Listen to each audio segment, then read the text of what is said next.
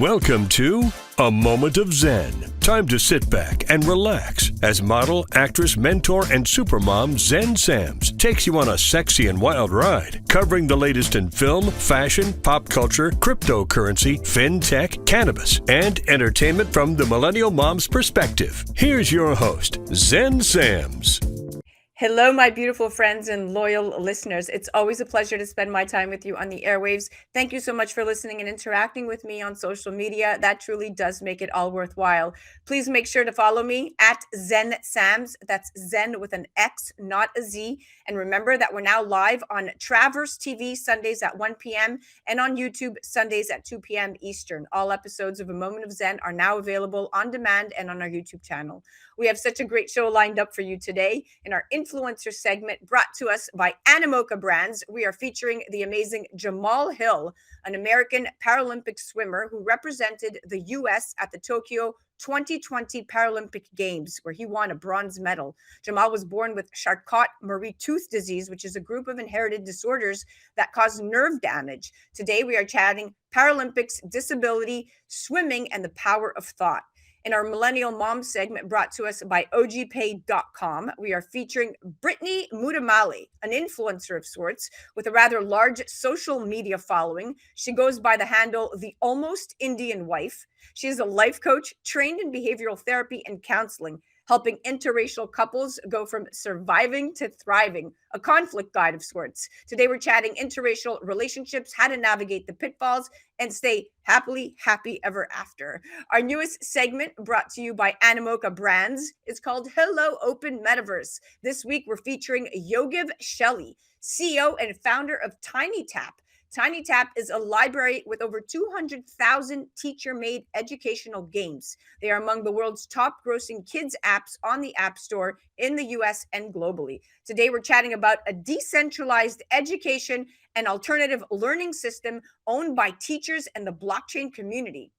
In My Digital World segment brought to you by Tempest Network, we are featuring CEO of Tempest, Shahal Khan, and today he is joined by his good friend, Jaspreet Randhawa, founder of Reveri, the next generation AML due diligence platform with revolutionary interoperability powered by blockchain technology. Today we're chatting AML, anti-money laundering, and KYC, Know Your Customer, which is a set of processes that allow banks and other financial institutions to confirm identities entering the ecosystem. Very interesting stuff. Stay tuned. We'll be right back with our influencer segment brought to us by Animoca Brands, featuring the amazing Paralympic athlete Jamal Hill. You're listening to A Moment of Zen right here on 710 WOR, the voice of New York, iHeart Radio. We'll be right back after this. A Moment of Zen is brought to you by Revere Securities. Revere is committed to building a relationship of trust in which they work closely with you to help you define your objectives, explore alternatives, and choose the financial and investment strategies that are most appropriate for you. Go to reveresecurities.com.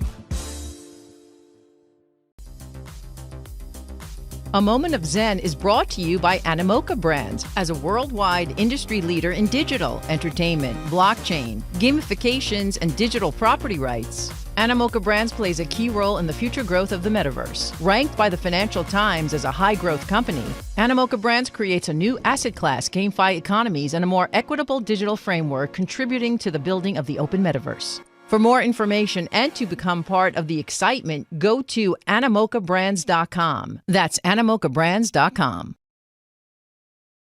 Welcome back, my beautiful friends. You're listening to A Moment of Zen right here on 710 WOR, the voice of New York. I'm your host, Zen Sams. Up in just a few minutes, we have our influencer segment brought to us by Animoca Brands.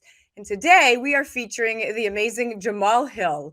Jamal is an American Paralympic swimmer who represented the U.S. at the Tokyo 2020 Paralympic Games, where he won a bronze medal.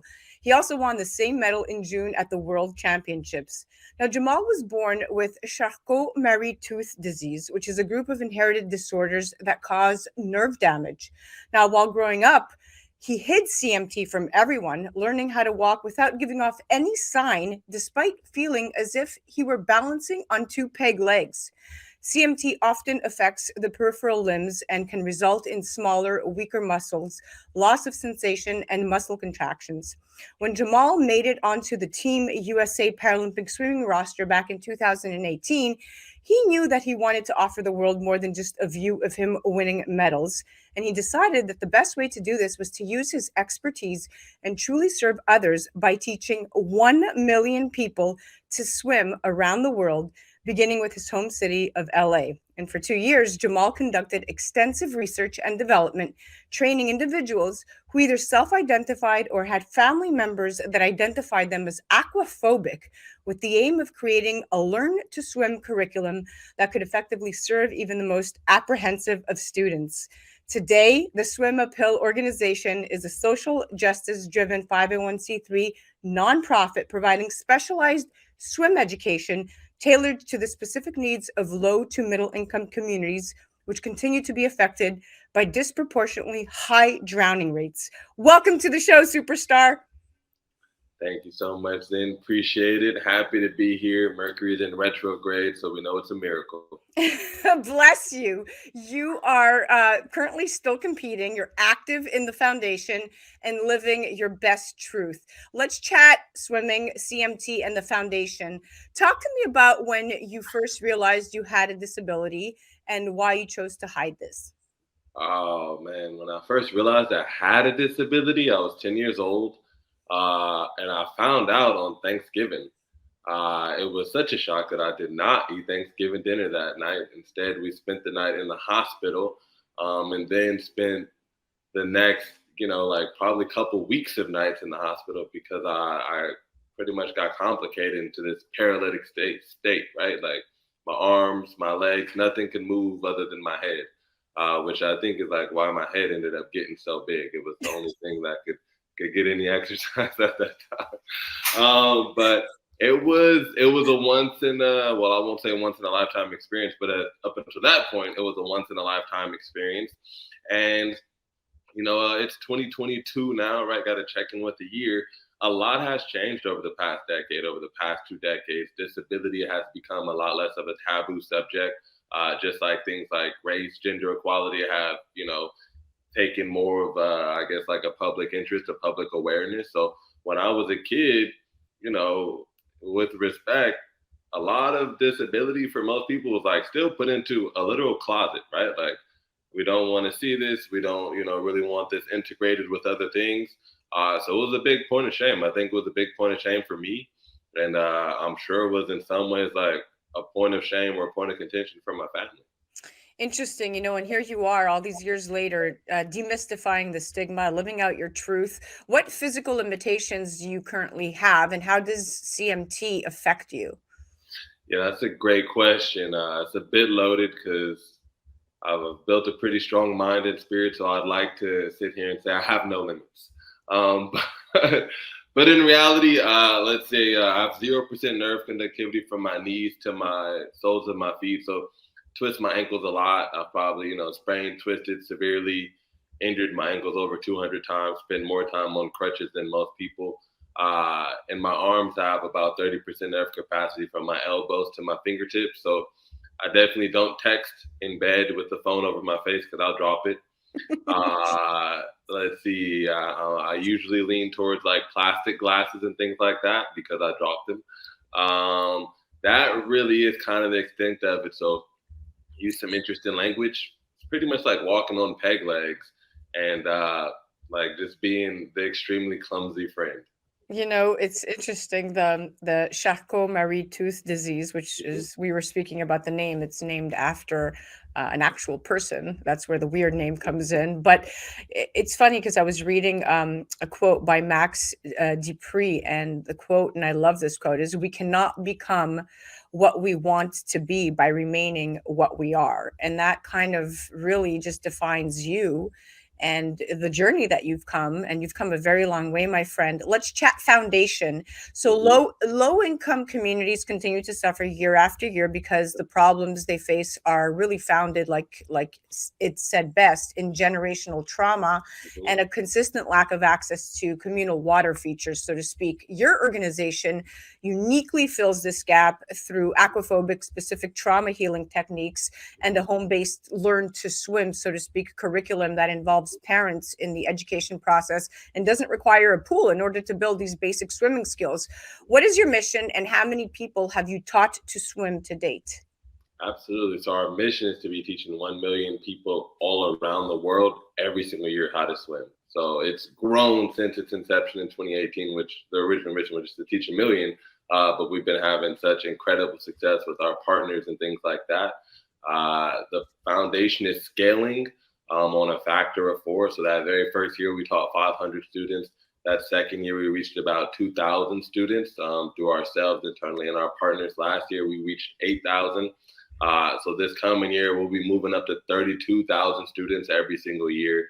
So come 2028, I don't know if we got any mathematicians listening in today, but come 2028, we'll be up to about 1.5 million students every year. And that's not just in the United States, that's across the entire world. We actually just opened up a new program in Southern America, Northern Colombia. We got some programs, the Atlantis Project is going to be going on in North Africa and some coastal regions of Portugal this coming year. So we're well on our way. But yeah, that's where we are now. Right now we're at 8,000 a year, and the goal is to be next year at 32,000 annually. Beautiful. I love the drive. I love the ambition. Now, you co-authored a book, A Bowl, a Bench, and a Bucket, Learn to Swim in 5 Hours. It's a training manual at the heart of your mission. Talk to me about this manual. Absolutely. The manual is, it's actually been pulled. It's actually been pulled and it's been revised. The revised version is going to be coming out actually at the end of this month. So that's very exciting. Great plug there, Zen. Yeah. Ultimately, what this book does is it shares some of my experiences, personal anecdotes with water, with fear, with family, with traumas.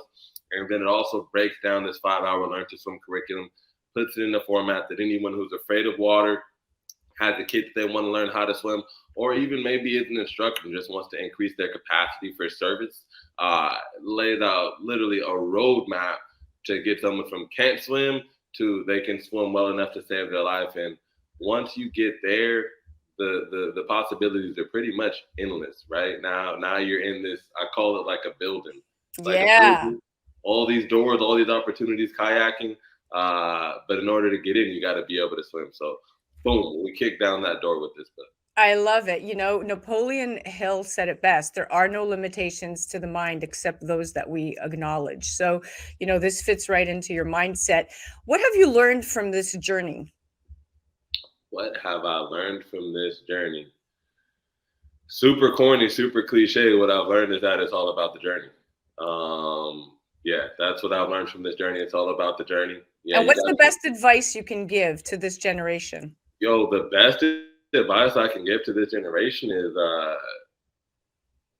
dude, just don't live with any regrets. Like that's it. If you come to a point and you're thinking about doing something crazy, crazy being very, subjective, but you're thinking about doing something crazy, thinking about doing something worthwhile, something that literally can impact and change your life, the lives of the world, but you're not sure if it's going to work out or not, really doesn't matter. You just need to do it.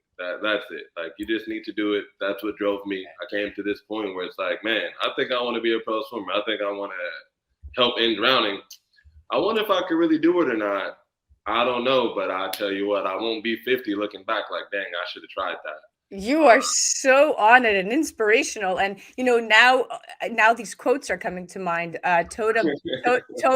Toba Beta, the finite mind tries to limit the infinite. So there you go. What is your relationship like with your mom? It's good. It's good. I recently moved out, so it's been a lot better. But me and my mom are great, man. She's definitely always been Jamal's #1 fan. Yeah. Anyone out there has a great mom. then you know just like the woes that come with having a great mom, right? Just probably too involved, cares too much. So nothing bad to say about it. We have a great relationship.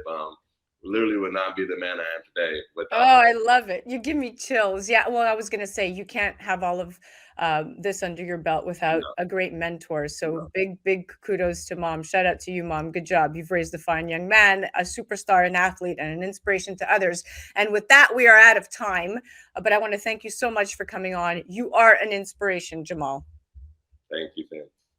Guys, that was our influencer segment brought to us by Animoca Brands. Definitely check out Jamal Hill. Listen, far too many people don't excel in life because they are too afraid of taking the necessary steps to achieve their dreams. Some manifest fear as a safeguard from failure. Others don't even try, believing that they are restricted by limits, while too many get caught up in the status quo.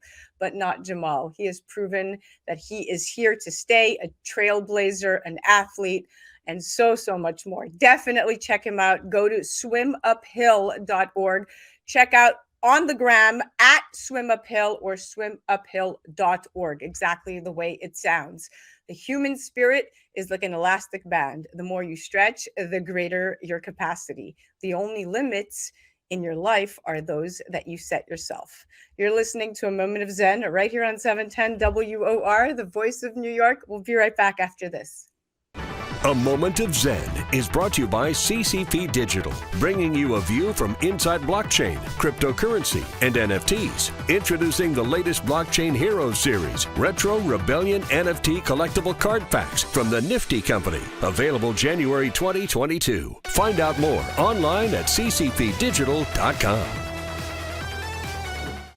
A Moment of Zen is brought to you by Caldwell Soames Incorporated, investing globally in transformative businesses like Original Digital Corporation, or ODC. ODC develops advanced consumer and commercial fintech solutions such as OG Pay, which will transform the way you manage your money. From sending and receiving money globally for free, paying for goods and services in person and online, pay bills, buy and sell digital currencies, all while earning interest. OG Pay is easy to set up, FDIC insured, and your information is secured. Check out ogpay.com.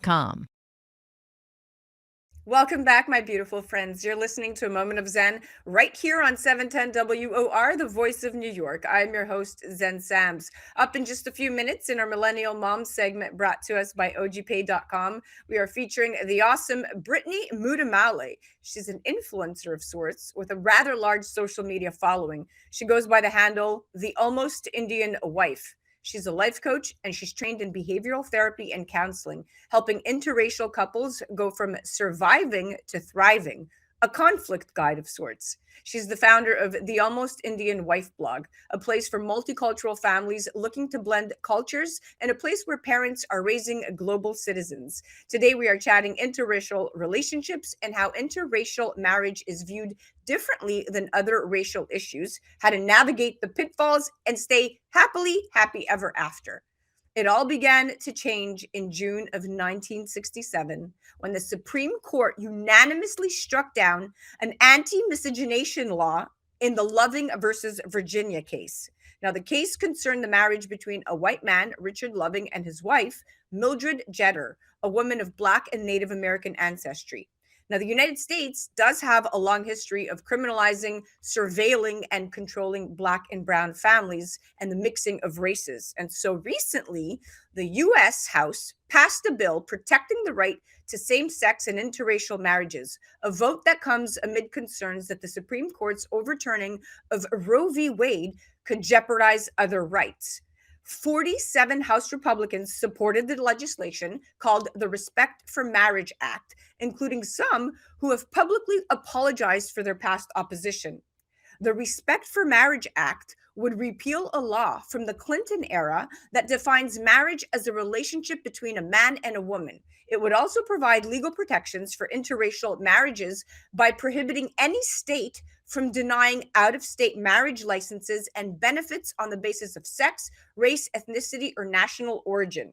Imagine telling the next generation of Americans, that's my generation, we can no longer have the right to marry.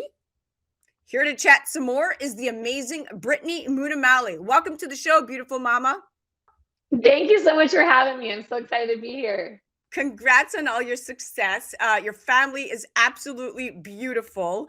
And Aw. you are the voice behind almostindianwife.com. And you've been published on multiple platforms discussing how families can navigate through multiple cultures in their families, in their Yeah. marriage, and parenting. I myself read and also listen to you.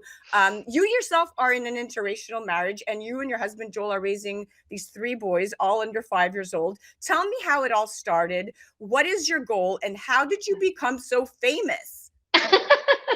Well, I definitely don't consider myself super famous by any means. So, my husband and I have been together for about 13 years, which is just wild. It feels like it was just yesterday that we got together. But we actually have three little boys and a little girl. And honestly, what kind of happened is we just started to share our story. When we had first gotten together 13 years ago, there weren't a lot of other interracial couples out there sharing their stories, the ins and outs, the dynamics, and sometimes truly the complications and some of the backlash that you can face. And so I wanted to kind of create that for other couples out there. And so what I did is I just started very small. I started this blog where I just shared my stories, my experiences, my feelings. And through that, I was able to connect with hundreds of women and men at the time. And that has just gone on to just connecting with thousands of people across the world who are in the same stories and in the same situations. And now we have this other beautiful piece where we're even showing our kids and how they get to blend cultures. And obviously, we welcomed in our little girl. And so now it's just this whole crazy big family that we just share with the world. I love it. You're a family of six. I love that you named all the boys with L, Liam, Levi, and Lucas, and now you have Yes. Amelia. I know. Yep. I'm telling you, I follow you.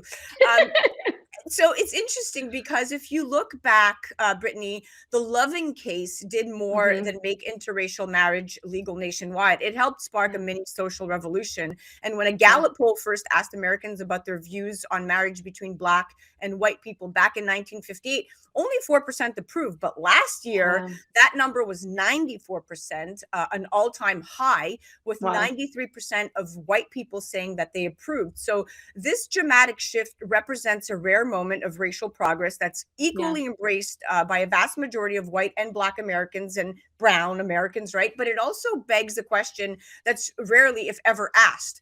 Why have Americans reached a consensus on interracial marriage when other racial issues like affirmative action and integration remain fiercely contested? What is your view on this?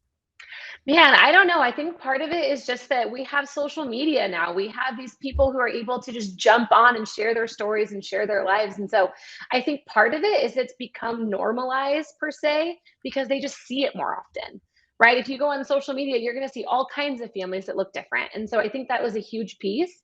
But honestly, I think that people just, they love to fight and they love to just not get along. And so I think it's very difficult to get everyone on the same page. And I think one of the big pieces is even for myself coming into an interracial marriage, I had to step outside of myself. I had to learn about a whole new world, a whole new culture.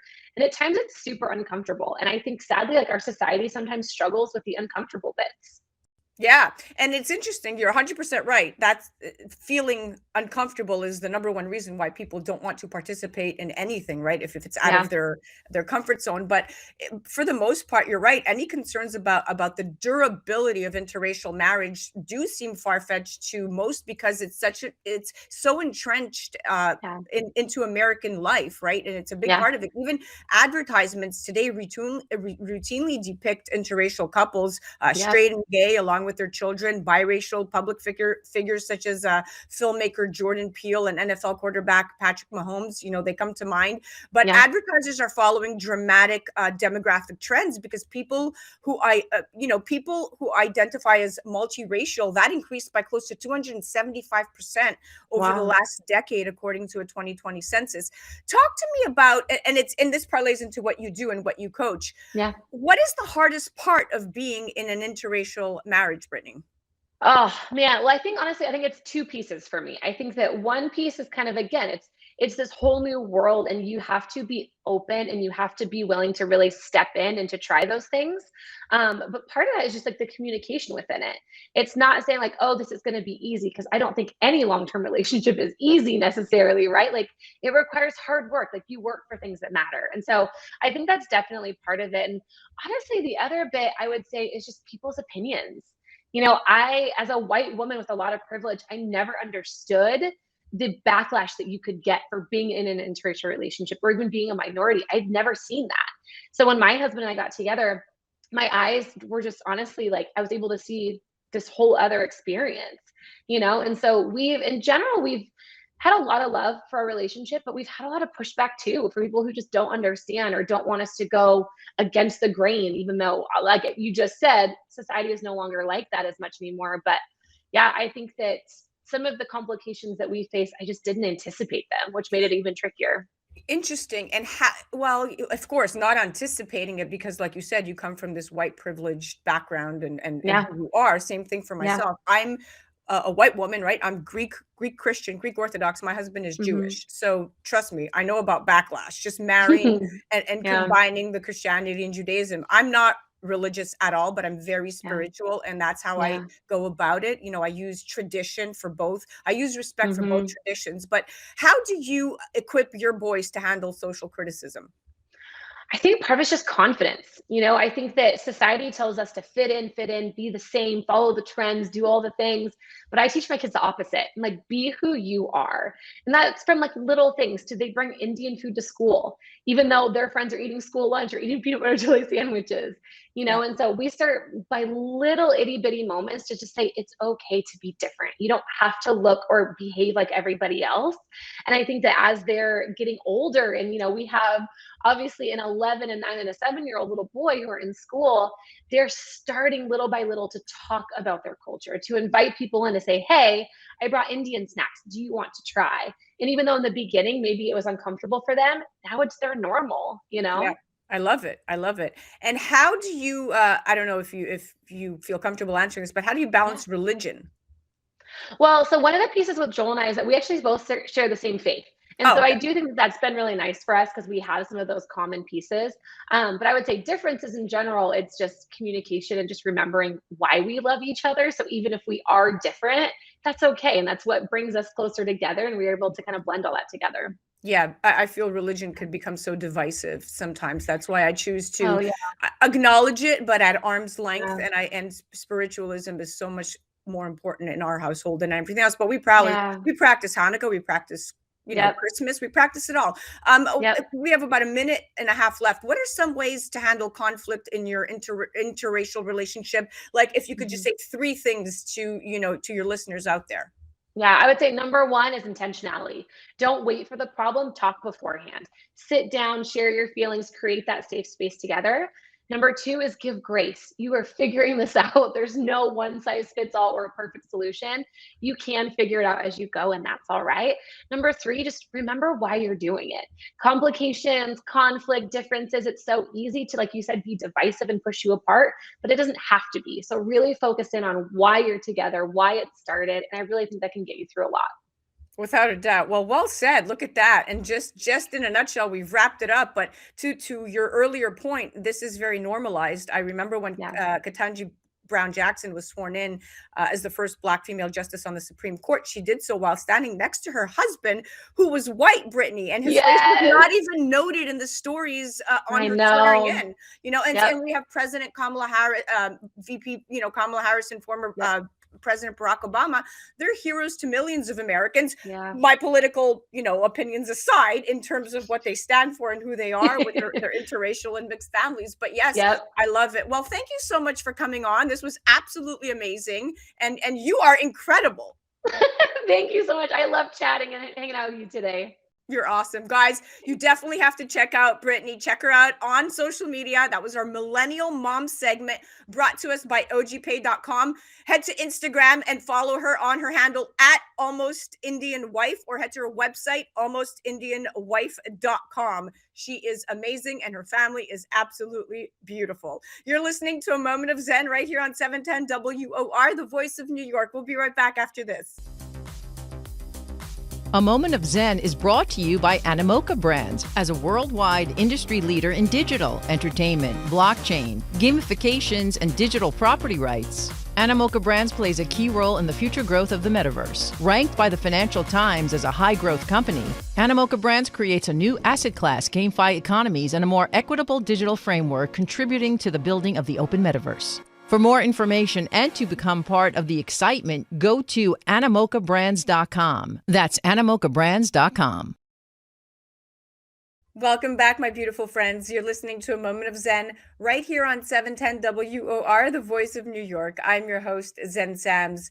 In our newest segment brought to you by Animoca Brands called Hello Open Metaverse, this week we are featuring Yogev Shelly, CEO and founder of TinyTap. They are a library with over 200,000 teacher-made educational games. TinyTap is among the world's top-grossing kids apps on the App Store in the US and globally. Proudly, as of May of this year, they became an Animoca Brands subsidiary. Together, they're going to unlock decentralized education for all, build a decentralized education system from kindergarten through university, owned by teachers and the community via Web 3.0. Today, we're chatting decentralized education, monetizing the process, and building a community powered by blockchain. Interestingly enough, in recent years, the utility of blockchain has stretched far beyond trading and transactions. It has emerged as an innovative solution for creating a sustainable digital economy.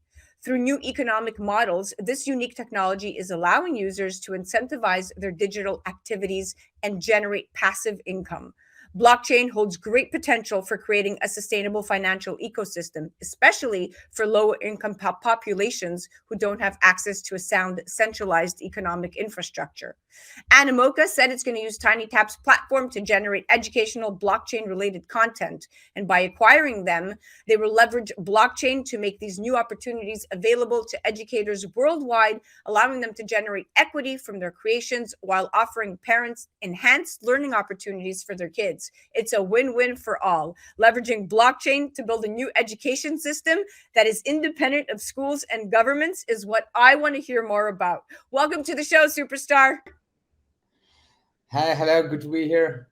Thank you so much for coming on. All right, let's get right to it. So TinyTap empowers educators and enables children worldwide to learn through games, providing really code-free game creation tools to educators. You were founded back in 2012 and have grown to an established company with over 8.2 million families, 200,000 games, and 8 million of annual subscription revenue worldwide. What propelled this growth, and what is your mission, Yogev? Yeah, thank you. Actually, we're celebrating a decade exactly yesterday. We just celebrated that. We're very proud of that. We started out with a simple concept of empowering educators to be able to create the content that they want in modern, interactive ways. So they're not dependent on government's badges or whatever content they have on their desk for their students. As a quick example, the Queen's death now in England is a great opportunity for teachers to pick up TinyTap, create interactive content in real time about what's happening today and what matters to their students. And this is exactly what drove us to create TinyTap. In the beginning, it was used mainly in schools by kindergarten and elementary school teachers. Over the time, we've amassed enough library of content that we started marketing that directly to parents worldwide. And we're very happy to see it succeeding. Around the time of 2017, 2018, we started our subscription model, offering parents everywhere access to a library of 200,000 pieces of games. And what's unique about those games is that they come in multiple languages because they're created everywhere. So one simple way to think of us is like YouTube for educational games. We offer kind of a stage where everyone can come, create the content that matters to them in their own language, and parents can access it for independent learning at home. Exactly. So, I mean, this belief in decentralized education is totally unlocking, digital education for everyone. And I'm a big fan. As your first step toward building a teacher community-owned education system, Yogev, you are offering supporters the co-publishing rights for 12 educational courses, which upon promotion can earn 80% of future earnings. This is the TinyTap publisher NFTs. And revenue from the publisher NFT sale will provide teachers with a significant amount of funding that's going to basically enable them to create new educational courses. Now, the author and TinyTap, which is you, are going to retain the remaining 20% co-publishing rights, if I'm understanding this correctly. This is pretty revolutionary and a great monetization model. But this model could only sustain itself if there is a marketplace. How are you going about creating this, or does it exist already? And does the community understand and appreciate blockchain? Yeah, I think that one of the uniqueness about TinyTap entering blockchain is we're one of the first education companies, if not the most established education company to enter Web3. And we come not with a concept, but with an actual community of parents and educators and revenues that is driving in. So fiat that is coming into the platform and a catalog of games. So essentially the games themselves, the content exists. And what we thought about, in order to create this kind of ownership that we perceive as the way to create a new education system, the first step would be to introduce a new type of NFT, the publisher NFT. And it's important to pause for a second and understand what it's actually about. So if until today we've seen a picture NFTs and utility NFTs, I think that publisher NFT, at least in my eyes, is kind of the vision I was hoping to see for NFT, actually owning a property. Yes. Property that you have the rights for it and that you can generate revenue for that. So to start, we're going to start with an auction. This is the first time we're actually announcing it here. We're going to start with an auction of 12 courses created by educators on TinyTap. Those courses already exist on TinyTap. And they have been generating revenue for a couple of years now. Some of them range between $2,000 of a year of revenue to $20,000 of revenue. So essentially, we're going to offer supporters, people who care about those subjects and care about the evolution of NFT and what it can become, to buy partial ownership in the form of a co-publisher, become co-publisher of the educator. The first sale will offer 80% ownership in those NFTs and will entitle the owner to revenue of 80% of future revenue.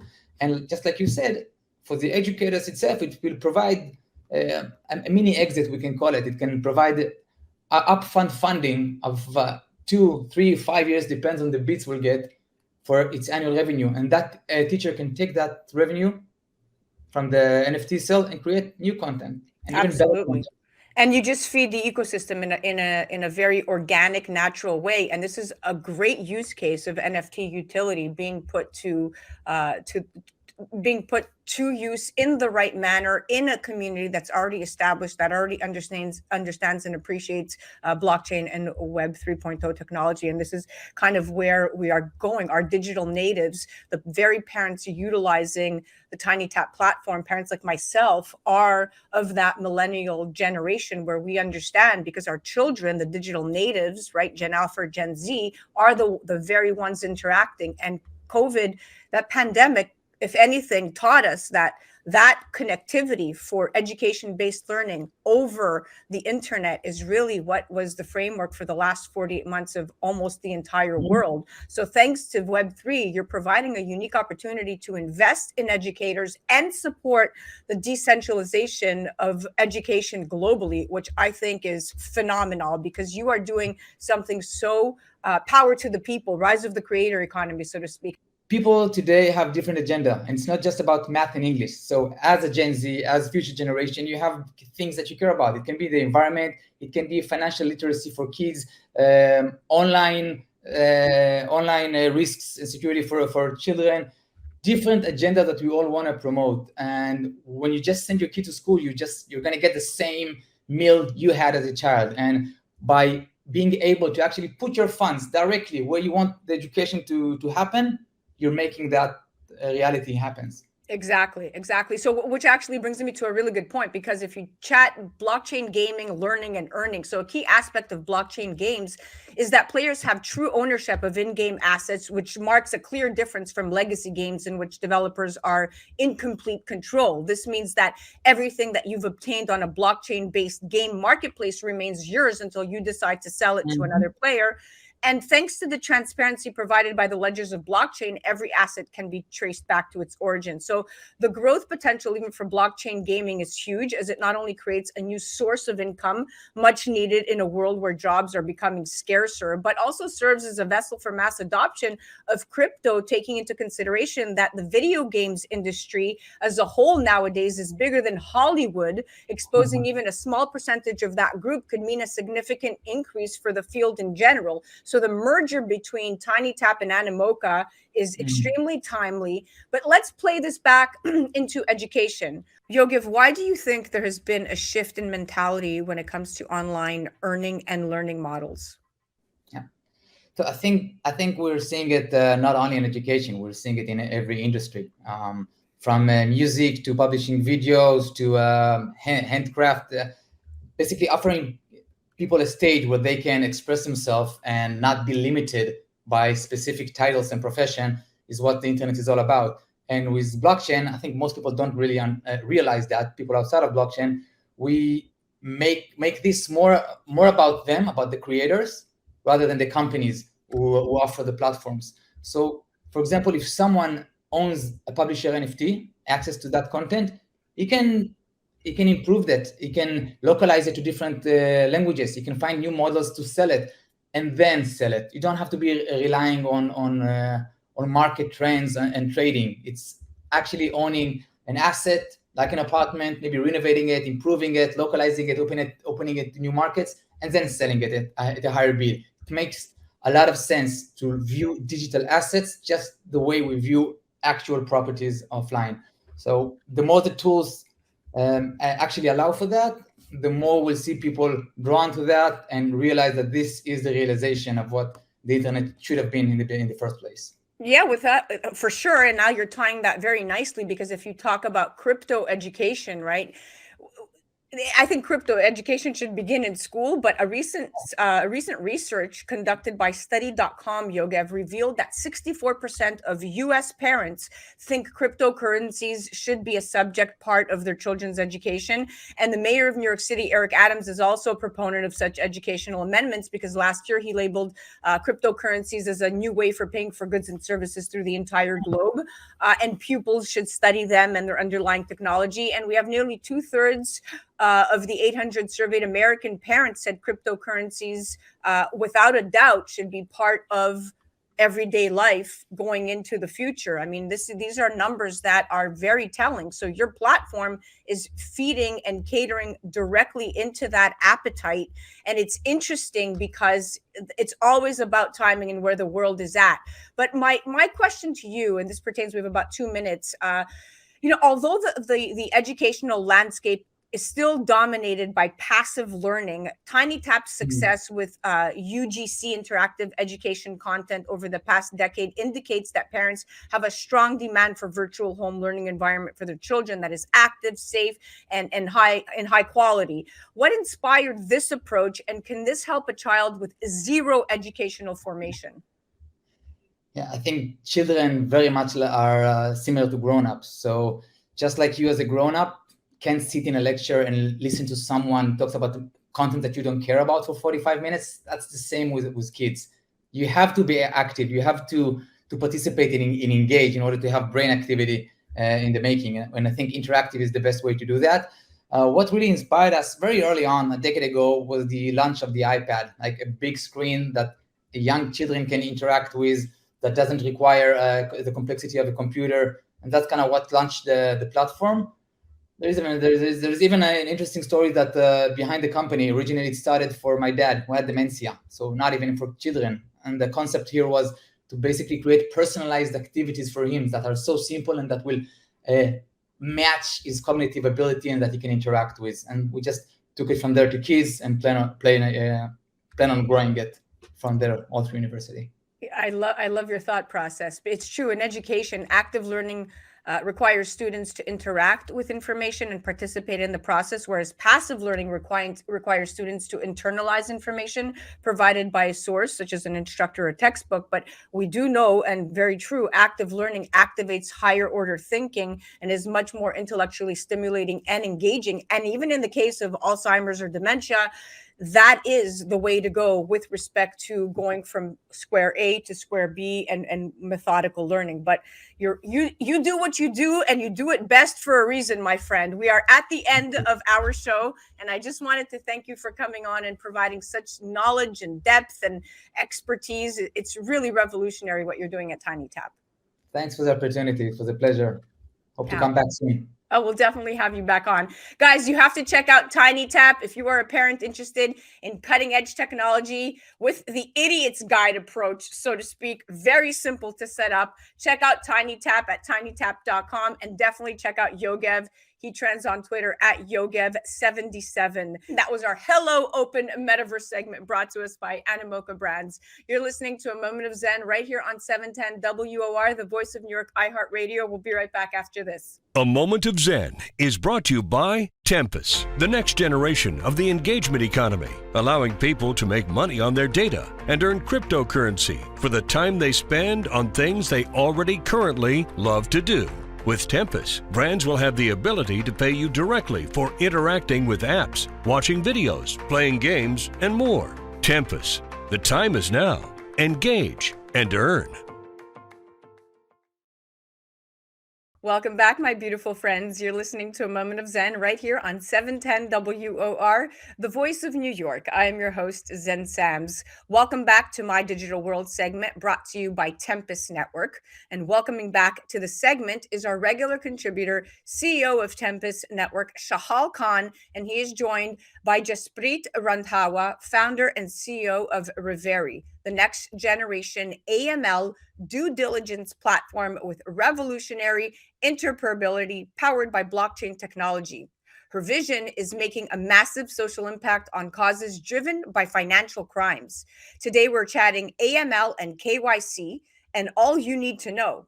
KYC, or Know Your Customer, is a set of processes that allow banks and other financial institutions to confirm the identity of the organizations and individuals that they do business with and to ensure those entities are acting legally.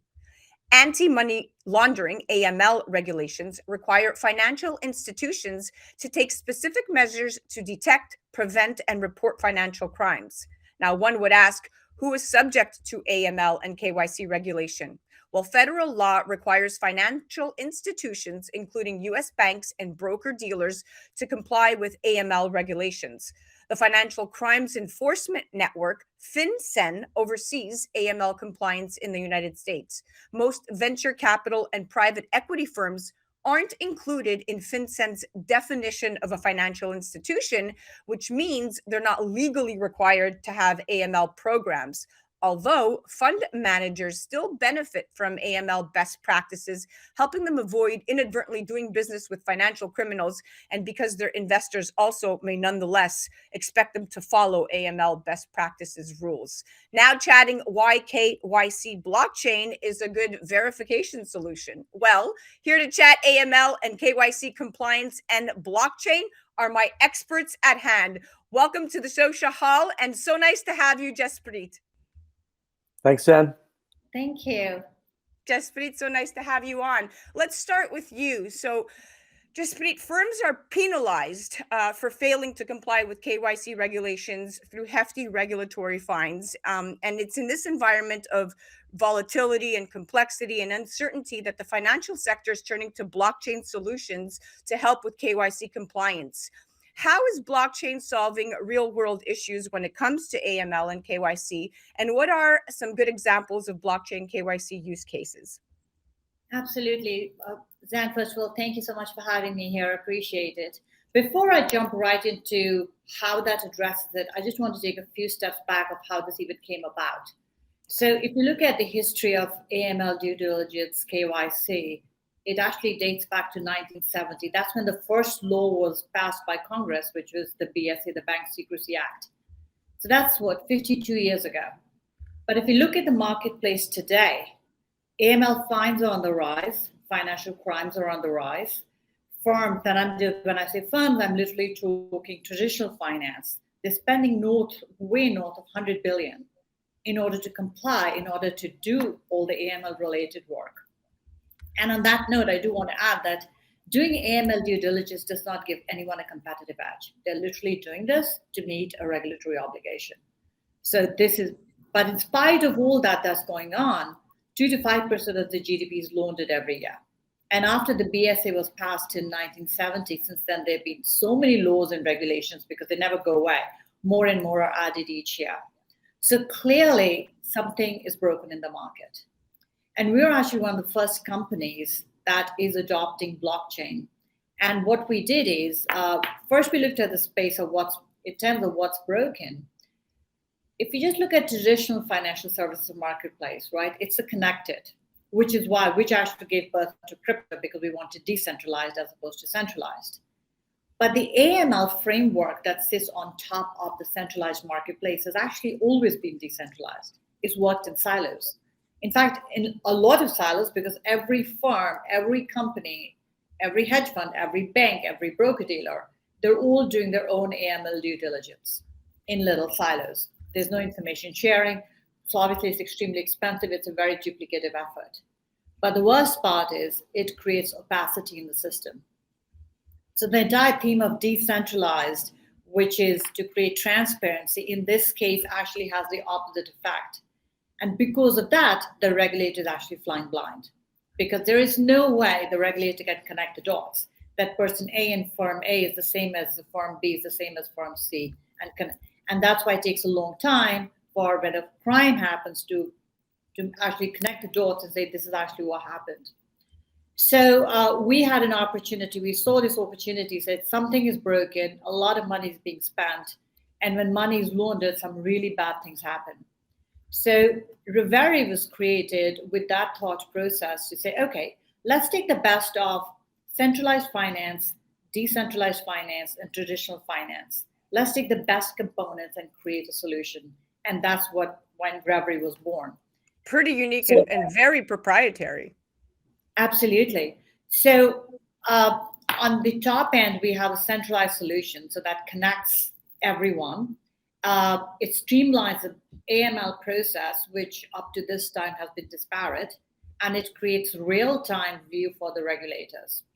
I love it. And we already know, I also want to get to Shahal and be mindful of the time, but blockchain is already powering a number of KYC solutions, like you just said. And the most really prominent example that I could think of is blockchain's use in international money transfers. And solutions are really currently under development from all the research I've been doing that will use blockchain-based ID authentication programs to help speed up the lengthy ID checks that the banks have to clearly undertake and keep undertaking. So, other solutions right now range from electronic medical records to home purchase solutions. So we do see that the adoption here, this mass adoption, is right around the corner. Which brings me to Shahal. This is a very fitting question for you. So if the financial services sector, for example, implements blockchain for KYC verification, they're going to be able to verify users quickly and very reliably with an app.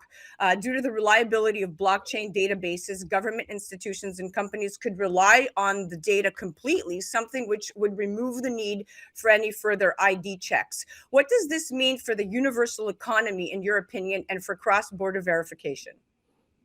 Well, Zenny, I mean, it's extremely important that there's a platform that is sort of a universal in terms of the quality of KYC and AML. I mean, I've been overseas, as you know, a lot, and I travel a lot. I have, other companies abroad that I deal with. And what's a bit scary is in lots of parts of the world, Asia, for example, the Middle East, Africa, a lot of these institutions do something, what they call soft touch KYC. I mean, it's the first time I heard about it when I was in the Middle East. And so I want to understand, what does soft touch mean? And it's literally like they just take your name and they take a piece of ID and they verify you. They don't really ask for source of funds or anything like that.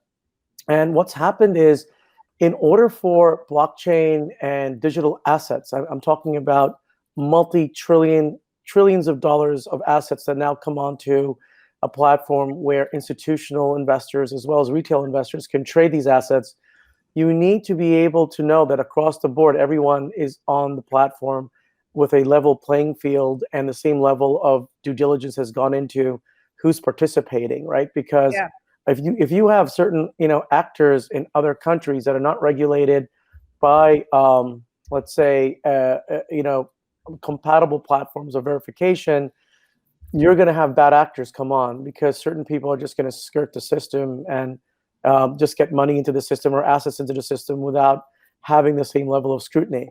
And that's the whole thing. That's very serious, in terms of taking this to a next level where institutional investors as well as retail investors are able now to invest in digital assets across the board, not only just stocks or funds or ETFs or indexes, but literally pools of investments globally, from one platform, let's say, that everybody's unified under. It sounds so great. I mean, in a perfect world, that would solve every world issue out there when it comes to banking and transparency. So I do hope that we get there. Jaspreet, in the future, blockchain-based KYC utilities are going to help bring cost savings to any industry that relies on identity verification. And this is because the technology will allow banks and other financial institutions to rely on a more secure, organized, unified model, to Shahal's point, of this data handling, so to speak. So let's take a closer look at where the benefits are. So client data collection occurs on a daily basis among different organizations and businesses and other institutions, from bill payment to booking tickets, our data, specifically name, address, social security numbers, all of that is required for nearly all aspects of daily life. And it's now possible for blockchain solutions to make use of smart contracts for the execution of control and operational processes. What are your thoughts on this, and how at Reveri are you implementing this? Absolutely, that's a great point. So I agree, blockchain can do all of that, but if it's done in silos, then you're not actually leveraging the value of that technology. And that's where we are harnessing it really well, because with Reveri, we have the interoperability that the same information does not have to be collected over and over again. Yet we want to use blockchain for that security, so when we do collect that information, it is stored in a distributed format, so it can't be hacked, it can't be stolen. And interoperability is key, because as we add new asset classes, the already complicated space is going to get even more complicated. We're already talking Metaverse, saying it's going to be an $800 billion industry in a few years. And Metaverse is already here, but once we start creating real economies on Metaverse, it'll be extremely complicated, because there we're not even people, we're avatars. And there isn't one Metaverse, there's several Metaverses. So how is that going to work if you don't have the interoperability? So we've actually taken a lot of steps way beforehand. We're trying to foresee the future of how will that actually work. And we are confident that we will be able to deliver. And we are able to harness the power of blockchain really well because of that. Yes, of course. I mean, if you really look at it from an oversight, KYC workflow routing can be coded into smart contracts and standardized across the industry, really thereby streamlining the procedure. And this is obviously going to increase the effectiveness of the blockchain-based KYC system, as it would reduce the need for this manual oversight. So all these little intermediaries now, these check marks, are kind of being fulfilled. I think it's revolutionary and great. We have about 2.5 minutes left in the segment.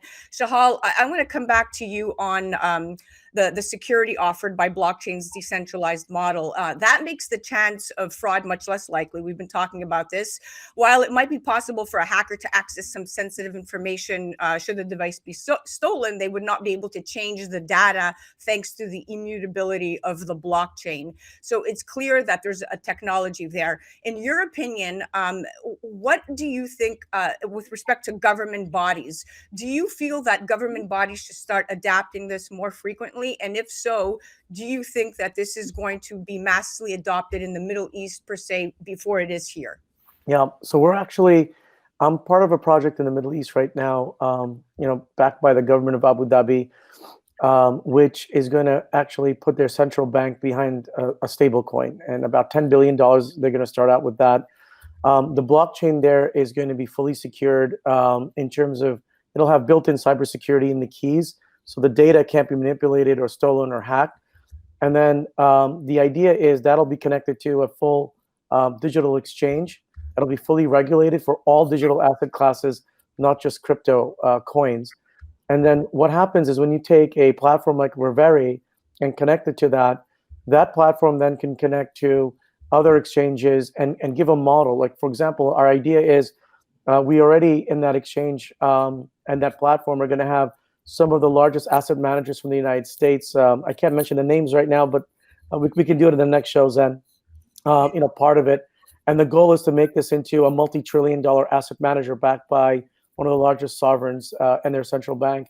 This will be a massive first try at seeing all this come together, and then utilizing this platform to give an example of other large regulated economies to start to use this sort of platform and then co-join and then trade utilizing security as well as an exchange platform, as well as all the KYC elements all combined into one, backed by a central government coin that'll give more stability to the actual assets that are trading on it. And I think that'll be revolutionary. I think it'll give the U.S. And other countries or let's say regions, economic regions, European Union, and so on, a platform to sort of replicate. Yeah. Yeah, listen, you said it all in under 2 minutes. Take my hat off to you for that. But that is very, very unique what you're doing. And you're actually paving the way here for a very balanced and a very fair economy, really the rise of that creator economy that we've been talking about. Mm-hmm. And this is also going to be solving so many real world issues. We're out of time, and I wanted to kind of wrap it up by saying that government bodies are going to benefit as risk officers, are going to have better access to data. So the relationship between the financial sector and regulators is definitely going to be more transparent. And what you just described, the project that you're undertaking, really maps this out perfectly, because this provides the provision for a massive reduction of financial fraud and crimes in the long term. And only time will tell what the true impact of blockchain technology is going to be. It is, however, clear that the promise of this new technology has us all on the edge of our seats. Definitely. Yeah. So thank you so much for coming on, Jaspreet. It was a pleasure having you. Thank you. And if I just may add one thing very quickly, you talked of transparency. And I think that's the ultimate that brings the regulators very close to the financial institutions. And that's also the key that will enable firms like BlackRock and other large institutional managers to actually create the next $1 trillion economy on blockchain. Oh, without a doubt, without a doubt. That was My Digital World featuring Shahal Khan and Jaspreet Randhawa, founder and CEO of Reveri. Head to tempest.network to see more of Shahal Khan, and definitely head to reveri.world. You're listening to A Moment of Zen right here on 710 WOR, the voice of New York. We'll be right back after this. A Moment of Zen is brought to you by Hi There, a creative community exploring the culture, craft, and science of cannabis. Hi There believes that we have a collective responsibility towards eradicating the stigma, misinformation, and inequities surrounding this plant so we can unlock its true potential for all. To become involved and find out what all the excitement is about, download the Hi There app from the App Store and Google Play. Hi There, HIGHTHERE. If you've missed out dining in New York City for the past year, it's time to visit the legendary Vice Cucina. Located in the heart of Midtown, Vice specializes in blending delicious Northern Italian and American cuisine with dishes such as the incredible taglione lobster, ravioli masala, ossobuco, and pappardelle al telefono, along with many other mouthwatering offerings. You deserve a great night out. Call Vice Cucina, 212-757-2600, or online at vicecucina.com. Well, that's a wrap, my dear friends. Remember to join me right here on 710 WOR, the voice of New York, every Saturday night from 9 to 10 p.m. Or you could head to 710WOR.iHeart.com/A Moment of Zen. Remember that we're now live on Traverse TV Sundays at 1 p.m. and on YouTube Sundays at 2 p.m. All episodes of A Moment of Zen are now available on demand and, of course, on YouTube. Remember to check us out on our channel and subscribe to the show. Thank you for listening to A Moment of Zen. It's been an absolute pleasure being your host. Remember, happiness is the only thing that multiplies when you share it.